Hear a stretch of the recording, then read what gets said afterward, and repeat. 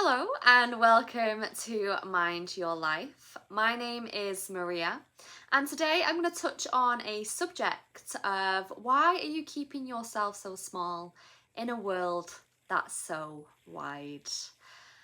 Now, this is a great subject to start on if you are starting on your self-awareness, consciousness journey of realizing certain parts about yourself.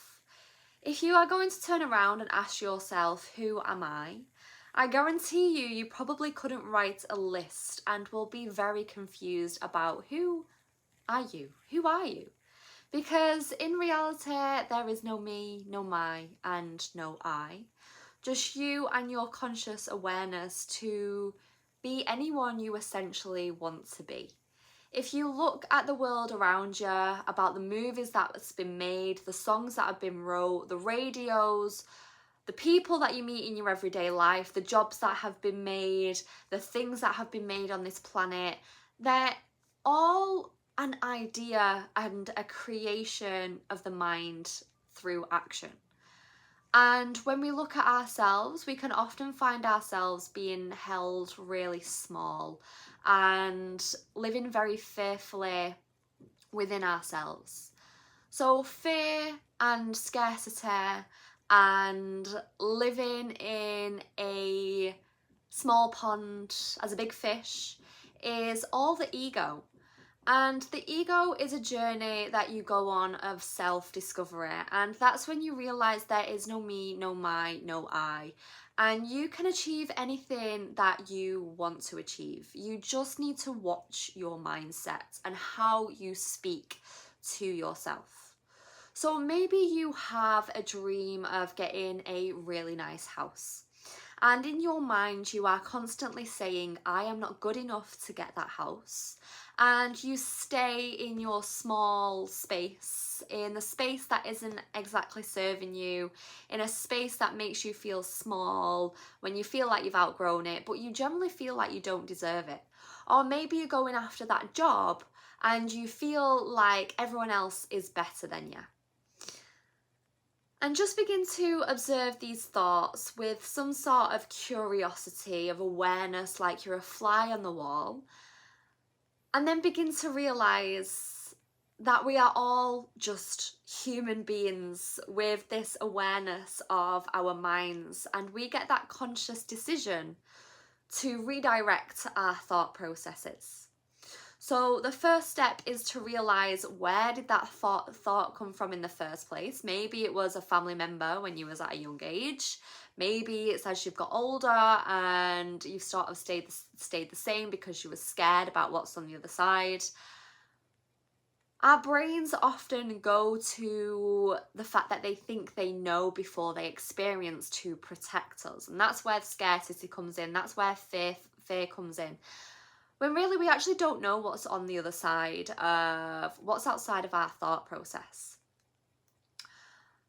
So why are you keeping yourself so small in a world so wide? Everything has basically already been achieved, but people still go after what they want. And there is enough out there for everyone. And if you think of the lives that have already been and all the lives that have gone, your time on this earth is very precious and very small. So in this short space of time, what do you really want out of your life? And if you was to write a list of what you really, really wanted, about what your soul, maybe it's your nervous system if you believe in that, about yourself if you believe in that too, what do you really want out of your everyday? And what would you do to go and get it? Because your comfort zone is somewhere where your body and your mind is keeping you safe. But you as a conscious person knows that there is something more out there that you want to achieve.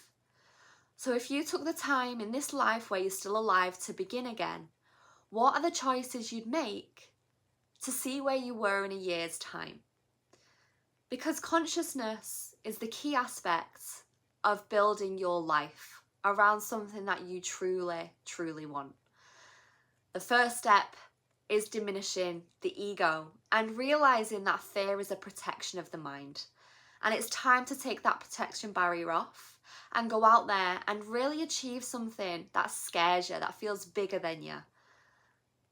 Because you are capable, because everyone that's achieved everything that you want, we all have the same flesh, the same ears, same nose, same eyes. We all just look differently, but we all have the capabilities of living a life we really, really want to live. And the first step is believing in yourself and imagining that fear and that scarcity as a friend that you no longer need in your life. And you want to work past it. So you start and begin again and realize that your capabilities lie within. Because everything that you seek is already seeking you. So in this short world, take this time to begin again, restart, and go after what you truly, truly want in life. Because you are more capable than what you give yourself credit for. Life is short and the world is wide, so go and live it to the best of your abilities. I hope to see you again soon. And if I can give you a task for the day, go and do something that scares you. Go and sit in a cafe by yourself. Go and take some pictures outside. Even going for a walk and getting outside of your house. Feeling the fresh air on your skin. Even if it's raining, and maybe it's the rain that scares you. Get yourself out and realise that the only thing that keeps you still is your mind. Work through it, because the self-development that you give to yourself is the best development in your life. Thank you very much for joining me. I'll see you again soon. Take care.